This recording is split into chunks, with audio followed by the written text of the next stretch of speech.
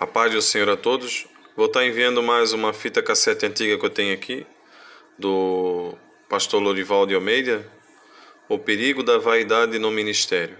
E assim que eu tiver tempo, né, eu vou estar enviando as mensagens que eu tenho aqui em fita cassete, né? A paz do Senhor a todos. Deus abençoe. Muito bem, ouvintes amados, vamos lá então conhecendo melhor a sua Bíblia. Hoje nós temos aqui um tema bastante interessante. Eu achei sensacional esse tema, por isso eu estou trazendo esse tema ao conhecer melhor a sua Bíblia. Bem, ouvintes amados, hoje nós vamos falar principalmente com os obreiros, né? O perigo da vaidade no ministério. O ministério eclesiástico é constituído de muitas funções. O ministério, ele exige tempo das pessoas. As pessoas têm que se dedicar, os obreiros, com esforço, preparo, unção e cuidado. Se o obreiro não souber administrar o seu comportamento com graça e vigilância, poderá ser vítima da vaidade ministerial, que tem levado muitos ao desprestígio, à queda, diante de Deus, da igreja e dos homens. A Bíblia diz: a soberba procede à ruína, e a altivez do espírito precede a queda. Dessa forma, é imprescindível estar atento ao que está passando dentro e em torno do ministério. O perigo pode não estar longe, mas bem perto, dentro de cada um obreiro do Senhor. Vou citar aqui algumas coisas que podem colocar o ministério realmente por terra, né? Além do sexo, dinheiro e poder, são três coisas que eu colocaria em primeiro lugar, né? Três elementos comuns, muito comuns, usados pelo diabo para derrubar líderes. Existem outros derivados desses, que estão aí acabando com o ministério de muitos obreiros, levando-os a serem vaidosos do ministério. Vaidade vem de vanitate do latim, com o significado de vão, ilusório, instável, pouco duradouro. Desejo imoderado de atrair admiração ou homenagens. Esse último significado, a propósito sublinhado, né, tem muito a ver com a vaidade no ministério. Vamos começar falando sobre o perigo da vaidade em relação ao sexo. Alguns ouvintes apavorados às vezes escrevem, né? Mas Lorival, tal, a gente tem que falar, a gente tem que fazer tudo que está ao nosso alcance para falar para as pessoas, deixar esclarecido que corremos perigos quando nós atingimos um certo nível, considerado o nível de vaidade dentro do ministério, porque estamos cegos quando alcançamos esse nível. Não é à toa que o escritor de Provérbios, ele ensina que é necessário ter sabedoria, temor do Senhor para se livrar da mulher adúltera, que lisonjeia com as suas palavras, a qual deixa o guia da sua mocidade e se esquece do conserto do seu Deus. Porque a sua casa se inclina para a morte, e as suas veredas para os mortos. Todos os que se dirigem a elas não voltarão, e não atinarão com as veredas da vida. Provérbios 5, do versículo 16 ao 19. Muitas vezes por falta de vigilância, oração, às vezes por vaidade mesmo, né? O obreiro começa a ver-se envolvido e cercado, acerca-se de mulheres em seu trabalho, sem prestar atenção ao seu conhecimento que está denunciando, não percebendo as armadilhas do diabo que estão sendo colocadas diante de si. Você pode ver que às vezes existem pessoas que se envaidecem tanto que eu preciso de uma secretária. Já escolhe uma pessoa assim, né? Eu quero uma senhora, sou mais eficiente. Não estou dizendo... Vejam, meu ouvido, não estou dizendo que é pecado ter uma secretária. Não estou dizendo que isso é pecado. Eu estou dizendo que existem pessoas que não conseguem perceber que estão criando para si mesmas armadilhas. Às vezes, quando pega uma pessoa solteira e começa a conviver muito separado com ela, uma jovem senhora, às vezes carente de afeto, né, que se insinua e se oferece, às vezes, para satisfazer a carência afetiva do obreiro, muitas vezes afastado da esposa por causa das suas atividades, que não lhe deixa tempo para a família. É preciso dedicar tempo para a família, senão a coisa fica ruim, né? E o homem de Deus, esquecendo-se das bênçãos que lhe são reservadas, troca a dignidade ministerial por um relacionamento ilícito e pecaminoso para sua própria destruição. Quantas pessoas caem desta forma? Um ponto crítico, alvo de tentação, é o aconselhamento, em sua maioria a mulheres da igreja. Se você vai fazer um aconselhamento na sua igreja, principalmente relacionado às senhoras, não esteja só, vá com a sua esposa. Eu fiz aconselhamento, particularmente falando, sei que o obreiro não deve falar de si mesmo, mas nesse caso, eu fiz aconselhamento em Curitiba, por exemplo, fiz em São Paulo. São Paulo estava sempre com a minha esposa, em Curitiba eu estava com outros obreiros, ou a minha esposa também. É preciso ter vigilância. Eu conheço casos de obreiros que perderam a reputação, o cargo e o ministério porque se deixaram envolver emocionalmente com pessoas aconselhadas e caíram na armadilha do sexo. Diante de uma bela mulher, há obreiros que ficam vaidosos, sentindo-se como se fossem galãs conquistadores. Na verdade, estão sendo conquistados pelo diabo. É o velho comportamento de Esaú, trocando as bênçãos do ministério pelo prato de lentilhas do prazer imediato. Não há outro caminho para escapar da queda, a não ser o temor do Senhor, a vigilância e a oração, Mateus 26, 41, e o desenvolvimento de um relacionamento amoroso com a esposa, que envolva carinho, companheirismo e verdadeira afeição. A Bíblia diz, tem cuidado de ti mesmo, está em 1 Timóteo capítulo 4, no versículo 16. Bem, o dinheiro em si, vamos falar um pouquinho do dinheiro também, né? O dinheiro em si não é mau. A Bíblia não diz em nenhuma parte que o dinheiro é perigoso. Ela nos adverte quanto o amor ao dinheiro, que é a raiz de todas as espécies de males. E nessa cobiça alguns se desviaram da fé e se transpassaram a si mesmo com muitas dores. 1 Timóteo 6,10. A palavra de Deus é infalível. Aqueles que na direção de igrejas, principalmente de grande porte, cuja renda mensal é considerada alta, não tem cuidado de vigiar no trato com recursos financeiros, acabam afundando na cobiça, esquecendo-se da missão e tornando-se verdadeiros cambistas, negociantes, mercantilistas do tesouro da casa do Senhor. E isso é vaidade, isso é futilidade. A vaidade e o poder que detém os torna como se fossem donos do tesouro da igreja e passam a gastar como bem querem e entendem, sem dar satisfação sequer à diretoria e muito menos à igreja, que se sente desconfiada por nunca ouvir um relatório financeiro, às vezes, de pessoas que estão na frente, né, de um grande trabalho. É inacreditável. Às vezes a gente vê, eu comentava com a minha esposa esses dias, tem pessoas de igrejas assim consideradas bem grandes que se sentem donas da igreja. Não, eu sou dono aqui, eu mando aqui, eu faço. Isso é inacreditável, é lamentável na verdade, mas há obreiros que compram bens pessoais, inclusive, às custas do dinheiro dos dízimos e ofertas do Senhor. Certamente que essas pessoas vão sentir os efeitos da maldição que os alcançará, pois estão sonegando os recursos destinados à obra do Senhor. Essa vaidade é prejudicial ao bom nome da igreja. A Bíblia conta o que ocorreu com Gideão.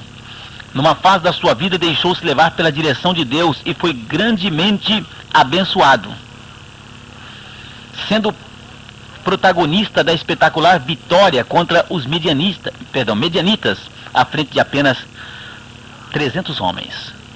Contudo, após a grande vitória, cobiçou o ouro dos seus liderados, solicitando que cada um deles lhe desse os pendentes de ouro do despojo, no que foi atendido pelos que o admiravam.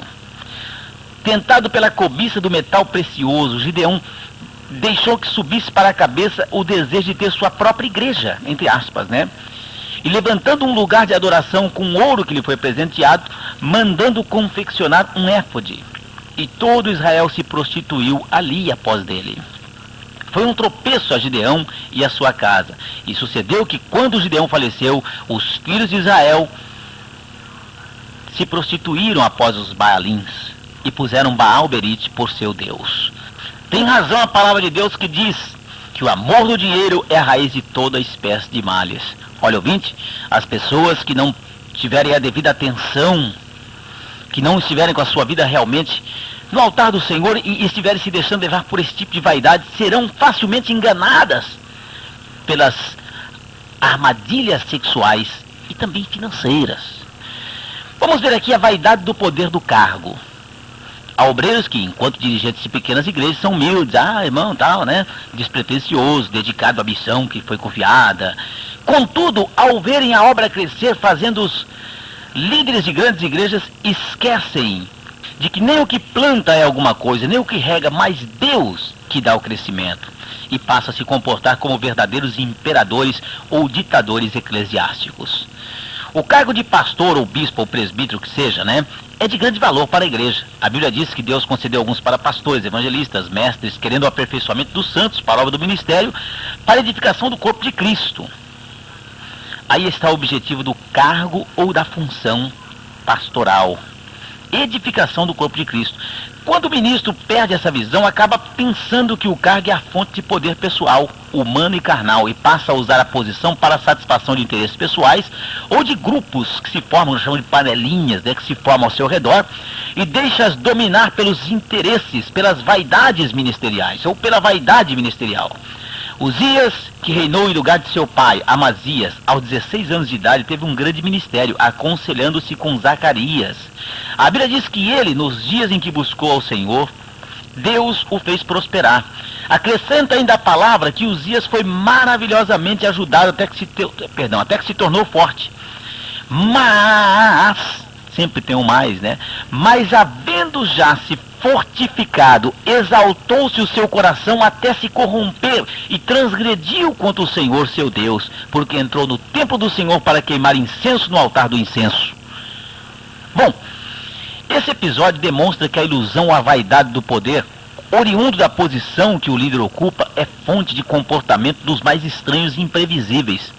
O diabo se aproveita das fraquezas da personalidade de certas pessoas e começa a incitá-las a julgar-se grandes demais. Eu sou grandão por aqui, né? A ponto de extrapolarem suas ações, agindo de modo ilegítimo e contra a vontade de Deus. Uzias foi grandemente abençoado, até que se sentiu forte. Uzias era o que? Era rei.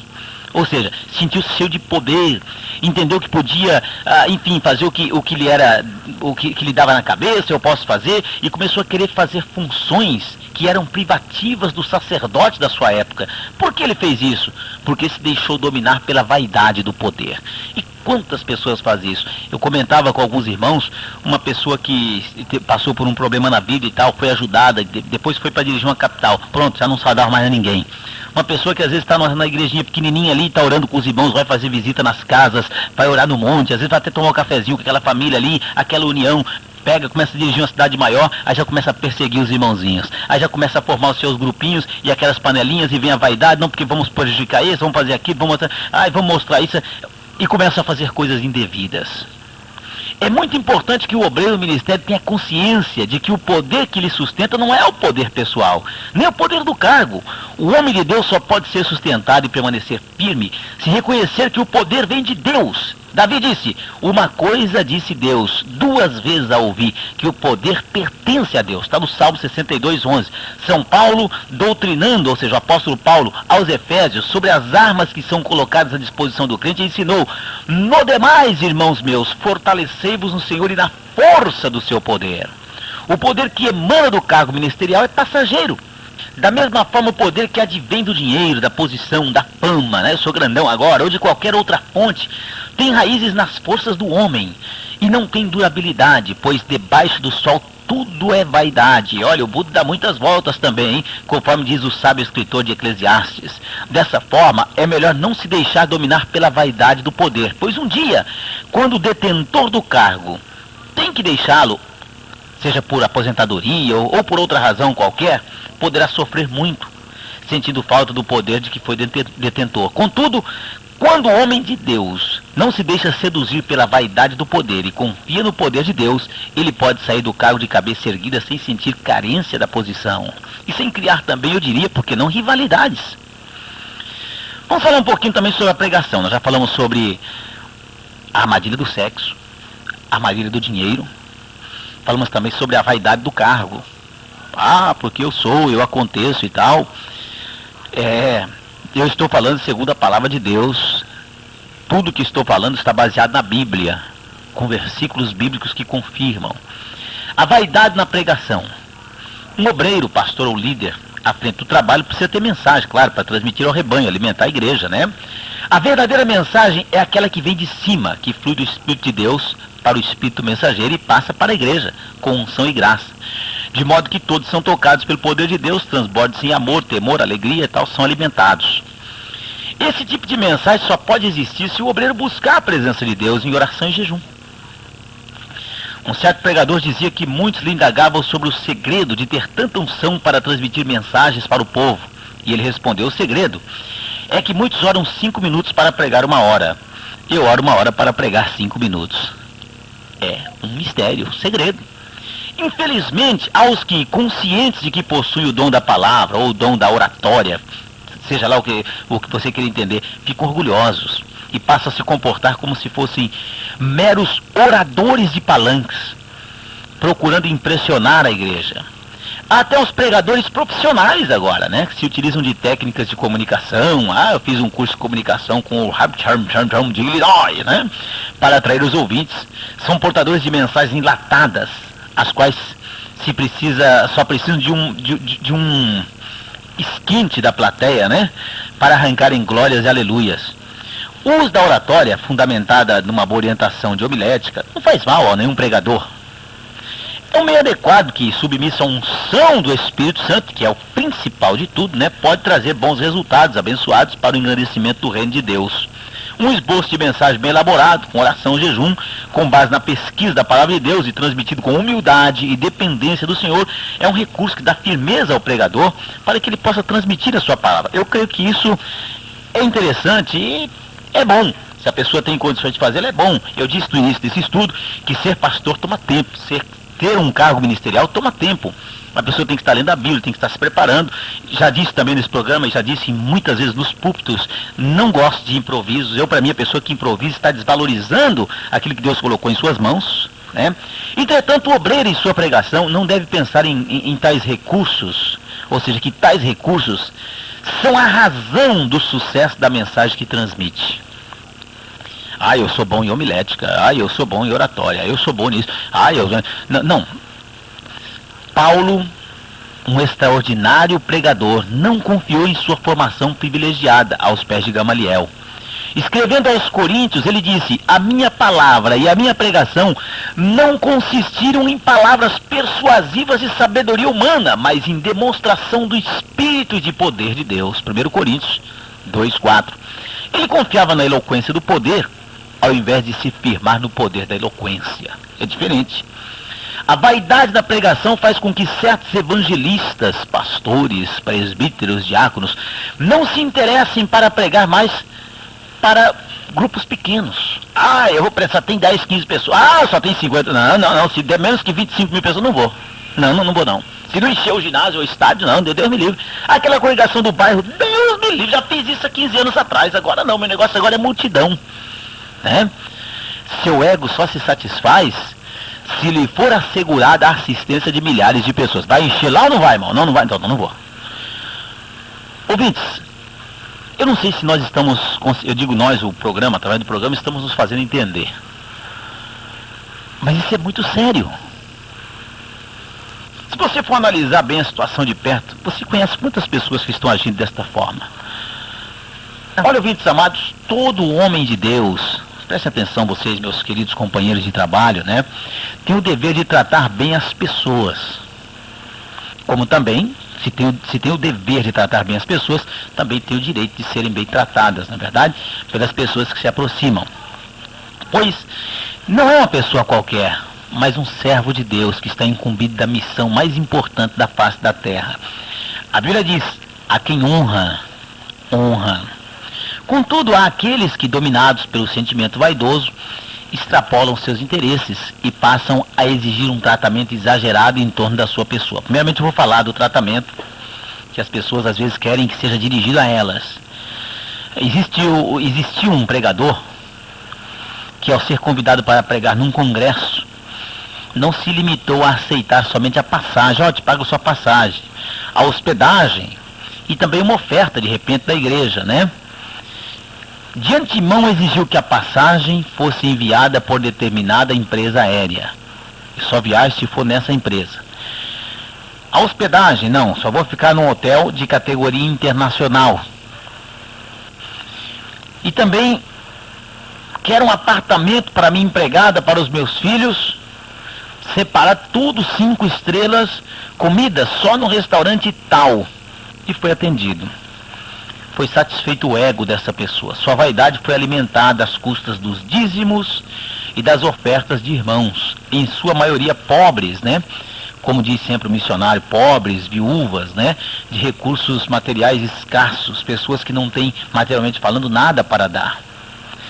Se não tivermos cuidado, vai haver pregador famoso, eu diria, entre aspas, né? Que poderá exigir até passagem para o seu cãozinho de estimação, tratamento VIP para o animal. Vaidade, isso é, mercantilismos, podem prejudicar muitos ministérios. Nós temos visto no Brasil obreiros humildes, cheios da unção de Deus, mas por serem jovens ou não serem famosos, são esquecidos e nunca aproveitados em congressos, em grandes eventos, né? Eu me lembro quando, questão de mais de 25 anos atrás, creio, eu me lembro que eu ajudei muitas cruzadas de pastores internacionais, né? From town, né? Vindo de Califórnia, né? E eu, numa certa ocasião, não é que eu fiquei escandalizado, mas eu dei boas gargalhadas ao saber, através de um desses pastores, que um pastor internacional, muito conhecido nos Estados Unidos, o nome dele é Jim Baker, ele foi acusado uma vez de colocar ar-condicionado até na casinha do cachorro dele. Isso é uma ofensa, de certa forma, se você olhar num ângulo certo, né? Ou seja, em certo ângulo. E também o tratamento para com as pessoas. É inacreditável quando alguma pessoa recebe o que supõe-se ser um dom de Deus, poder de Deus, a pessoa de repente começa a tratar as pessoas com desdém. Não atendem telefone, mandam dizer que não estão em casa, mandam dizer que não pode atender porque diga aí que eu saí e estão no escritório. Às vezes vem o coitado de tão longe de mão, dá para morar na minha cabeça? Não, fala com o diácono aí. É claro que existem ocasiões que não dá para atender todo mundo. Eu concordo, eu já passei por isso. Tem ocasiões que se você atende um, de repente tem que atender milhares e às vezes você não tem essa condição. Mas existem momentos que existe essa condição, mas nós, eu vou dizer nós, às vezes nos habituamos a, não, fala com o diácono, é como se o diácono fosse nada, fala com, não é? É preciso tomar cuidado na maneira de dirigir-se às pessoas. Lembrando-se que Deus nos colocou num local, num ponto, para nós ajudarmos pessoas, não massacrarmos as pessoas porque estamos com o microfone na mão. Quantas pessoas chegam ao cúmulo de tratarem pessoas de uma forma imprópria, de uma forma, perdoe a minha colocação, queridos, de uma forma ridícula, de cima do púlpito, apontando a pessoa, às vezes dizendo o nome da pessoa e humilhando a pessoa, colocando a pessoa à humilhação pública.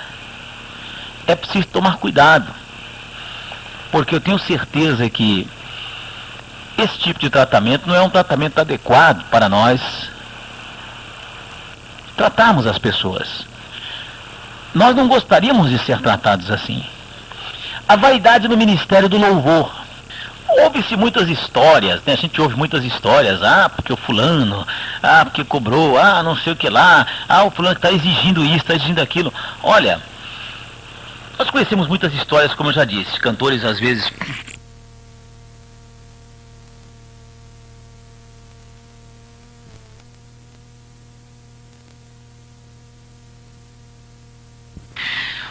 as pessoas que convivem conosco, comigo pelo menos no meu dia a dia, sabem que eu nunca fui a favor de pagar-se um cantor evangélico para cantar. A não ser em extremos casos que esse cantor seja contratado de um determinado ministério ou concordado antes, olha, você vai ficar só no ministério do louvor porque Deus te usa nesse ministério tremendamente, nós vamos te dar uma ajuda de custo, então você faz o papel de um pastor, você canta para um pastor, num culto de um pastor, numa grande campanha, tá bom? Aí tudo bem. Mas agora as pessoas começarem a exigir dinheiro, olha, você me paga hotel, me paga passagem e me dá 5 mil reais por cada hino que eu... Isso é absurdo. Isso é absurdo. É lamentável mesmo que muitas pessoas estão se submetendo a essa vaidade exagerada. E estão vivendo dentro dessa vaidade exagerada. Pessoas que estão se aproveitando do que Deus fez em sua vida. Passam agora a explorar as igrejas.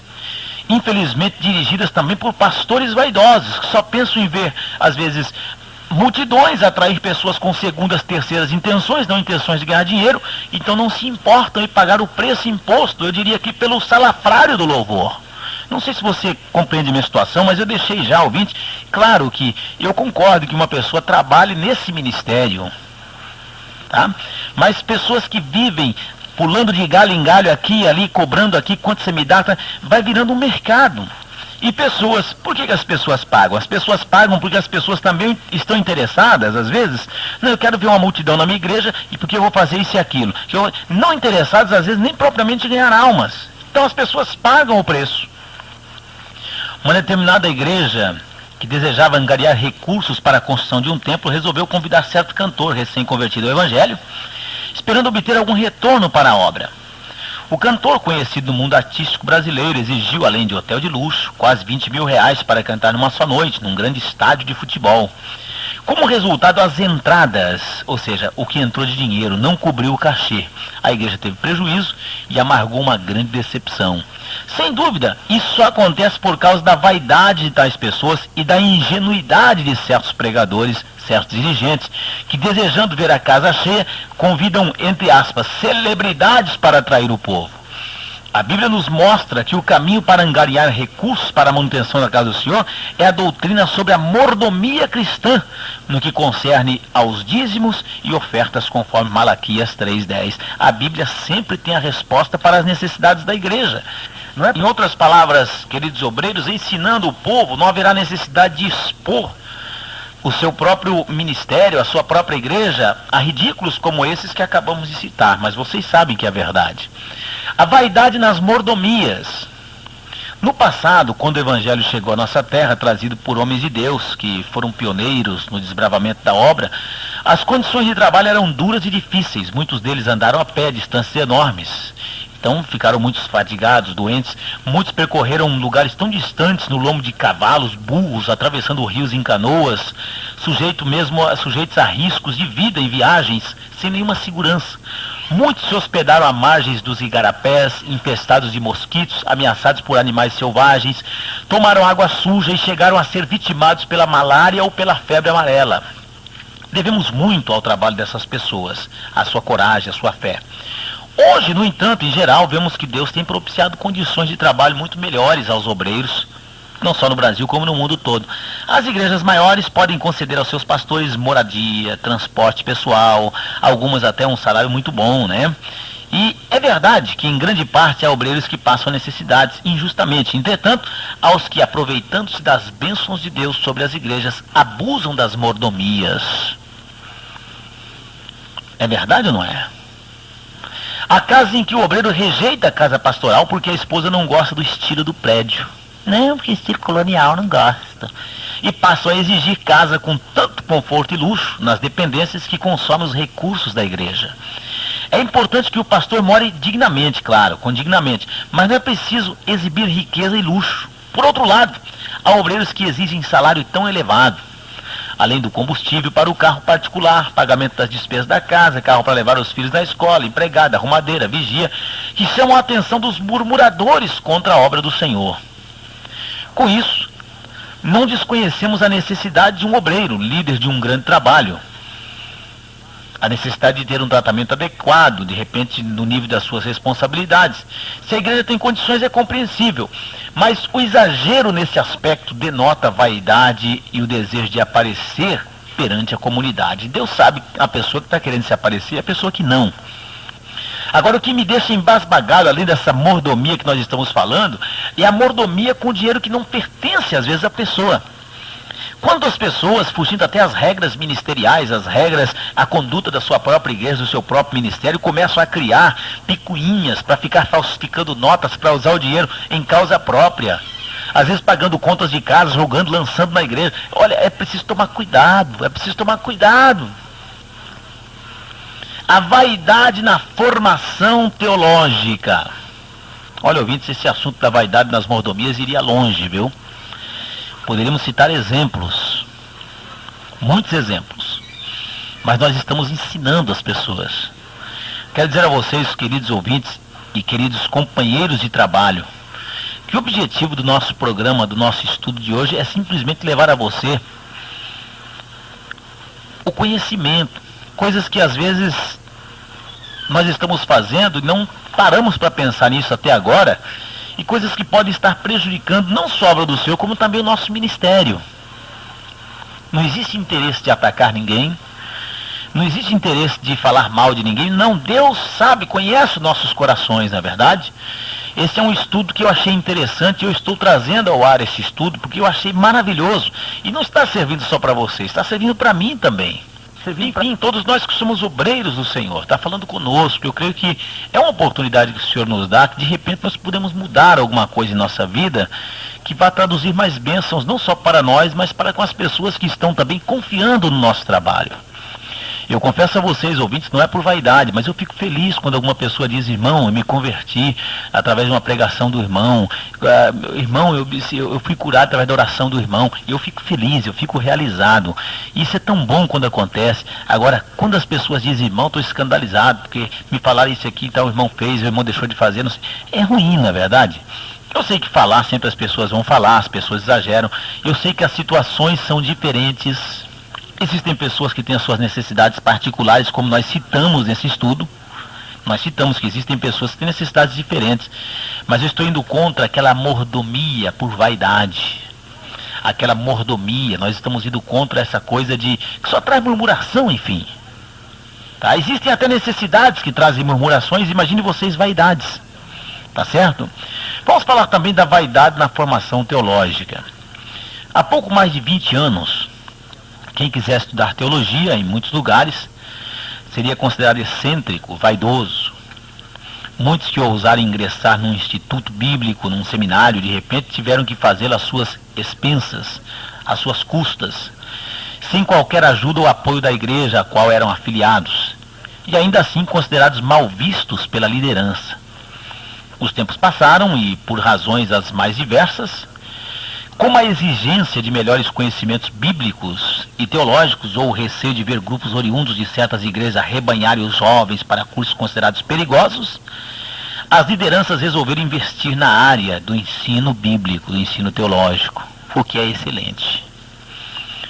Na última década, proliferaram no Brasil os mais variados tipos de escolas, cursos, seminários, institutos, faculdades, etc., voltados para o ensino teológico. Muitos destes cursos não têm a menor condição técnica ou mesmo bíblico-teológica para ministrar o ensino, e tem formado um grande número de obreiros portadores de diplomas até de bacharelado em teologia. Como resultado, passou-se de uma carência de pessoas com curso teológico para uma grande quantidade de pessoas diplomadas, com uma formação que deixa a desejar em termos de conhecimentos bíblicos e teológicos. Alguns desses formados são obreiros vaidosos que, possuídos de sentimento de superioridade, passam a desprezar os não formados, considerados incapazes de exercer o ministério. Isso constitui uma vaidade que leva muitos a assumirem os púlpitos sem unção e sem graça, confiando nos conhecimentos obtidos. A Bíblia Sagrada adverte: confia no Senhor de todo o teu coração e não te estribes no teu próprio entendimento. Provérbios 3, 5. Claro que não se deve discriminar aquele obreiro que se esforçou para fazer um curso, se esforçou para aprender para transmitir aos demais. Não deve ser discriminado. Eles podem ser uma grande bênção para o ministério do ensino, da pesquisa bíblica, da evangelização. Mas não se deve deixar que o conhecimento tome, ou simplesmente o conhecimento teológico, tome o lugar do preparo espiritual para a pregação do Evangelho, que se obtém de joelhos, orando e jejuando na presença do Senhor. E me pasma, até hoje, ver determinadas pessoas que, por terem algum conhecimento, porque pode perceber, ouvintes, que às vezes a gente vê isso. Agora, vou até dar uma entonação mais grave. Agora nós vamos receber o doutor. Não fala mais pastor, né? Primeiramente vem o doutor. Doutor Herculano, blá blá blá blá blá, formado no exterior, doutor, bacharel, não sei o que lá, isso e aquilo, formado aqui, ali e tal. 15 minutos falando o que o rapaz fez curso no Jabaquara, fez faculdade de Pirituba, um exemplo, né? Já estou até levando para o lado que é engraçado, se você for olhar assim friamente essa situação, se torna engraçado, para não dizer ridículo, né? Depois daquela apresentação toda, a pessoa pega, né, porque... aí a pessoa começa a falar. Porque a metafísica da experimequita, não sei o que lá, ninguém entende lufas que a pessoa fala. A pessoa quer dizer, eu sei. E você sabe, ouvinte, que a nossa preocupação, hoje atual, não se resume em a quantidade que estamos tentando ensinar, mas resume-se na quantidade que estamos conseguindo fazer as pessoas aprenderem. Existem pessoas que sabem. Como eu disse a vocês, discriminar uma pessoa que sabe não é correto. Mas as pessoas, normalmente as pessoas que sabem, não são todas, mas normalmente as pessoas que começam a aprender, começam a ter um sentimento de superioridade. Uma certa ocasião, conversando com um obreiro de um determinado ministério, e esse obreiro não me conhecia assim profundamente, não sabia muito bem, né, a que ministério eu pertencia, mas falava. De repente ele se voltou e disse, porque eu vi um obreirinho da Deus e Amor. E esse obreirinho da Deus e Amor, coitado, obreirinho da Deus e Amor, coitado. E eu deixei ele falar, né? Afinal de contas eu também era um obreirinho da Deus e Amor, tinha que deixar ele falar, né? E ele falou, depois que ele falou um monte de bobagem, eu falei, bom, também sou um obreirinho da Igreja Deus e Amor. Eu não entendi por que o senhor disse obreirinho da Deus e Amor. O que eu quero dizer é o seguinte, que existem pessoas que por terem um curso teológico, de repente fazem um seminário, fazem um curso no exterior, e deveriam, depois de fazer esses cursos, se tornarem mais humildes, ou não? Deveriam se tornar mais compreensíveis, mais ajudadoras, afinal de contas conhecem mais a palavra de Deus, e a quem muito se é dado, muito lhe será cobrado. Não é isso? Não é o que a Bíblia fala? Essas pessoas mudam a natureza daquilo que aprenderam e passam, não, eu sou maior, agora eu sou superior, e começam a desprezar realmente, não, esse aí não é formado em teologia, ele não pode pregar hoje, não, esse aí não tem os chamados da categoria segunda, terceira, eles nunca estão sentados nos púlpitos, se é que eu posso chamar de púlpito, né? Eles nunca estão sentados nas cadeiras ali e tal, né? Só estão os grandões ali. Agora aqui, de Illinois. Agora, aqui de Massachusetts. Agora aqui, vamos chamar o fulano de tal, doutor, filósofo, não sei o que lá, teólogo, professor tal, doutor, lá de São Paulo. Você nunca vai apresentar. Agora aqui o nosso irmão, fulano de tal, esse aqui, bom, esse aqui ele não tem nenhum curso não, irmãos, é um obreirinho, tal, né?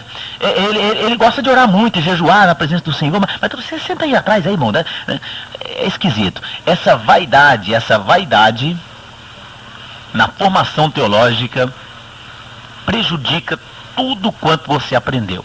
Se você é vaidoso na questão teológica, não serviu para nada os largos anos de escola que você teve. Pior, está te enterrando dia após dia. Que tal então unir o útil ao agradável? Que tal você unir esse aprendizado que você teve, afinal de contas, para que você aprendeu? Você aprendeu para guardar para si mesmo ou para ensinar outras pessoas? Você aprendeu, obviamente, para transmitir aquilo que você aprendeu a outras pessoas, para de repente também estruturar a sua vida dentro de um processo bíblico, bem orientado e tal, não é? Que tal unir esse conhecimento que você tem a esses caracteres importantes para o crescimento da obra do Senhor? Joelhos dobrados, oração, jejum na presença de Deus. Aí sim, acaba essa vaidade, você vai, que maravilha vai ser a sua vida. Bem, ouvintes amados, é isso que nós tínhamos a dizer a vocês sobre a vaidade no ministério. Maravilhoso Deus, poderoso Pai, em nome de Jesus Cristo, queremos agradecer o Senhor pelas grandes bênçãos derramadas, que a mão do Senhor esteja estendida, Senhor meu Deus, em nossas vidas e estendida sempre. Meu Deus, meu Pai, abençoai todos os nossos ouvintes que estão conosco, abençoai, Senhor meu Pai, todos aqueles que aproveitaram o programa e os que acharam que não é bem assim, mas, meu Deus, que eles possam um dia entender que o nosso objetivo é um objetivo sagrado, é o objetivo de realmente fazer as pessoas crescerem espiritualmente. Afinal de contas, meu Deus, nós também aprendemos com aquilo que nós transmitimos a outras pessoas. Deus de poder, Deus de misericórdia, em nome de Jesus Cristo, alcance todas os nossos ouvintes, as pessoas que estão ouvindo o nosso programa, curando os enfermos, visitando os que estão encarcerados, hospitalizados, guiando o perdido, iluminando o que está na escuridão, trazendo alegria àquele que está triste. Meu Deus, repreendo todo o poder das trevas, satânicos, em nome de Jesus, que a mão do Senhor esteja estendida conforme a necessidade de cada pessoa, suprindo-as, em nome de Jesus Cristo, o nosso Salvador. Amém, Senhor.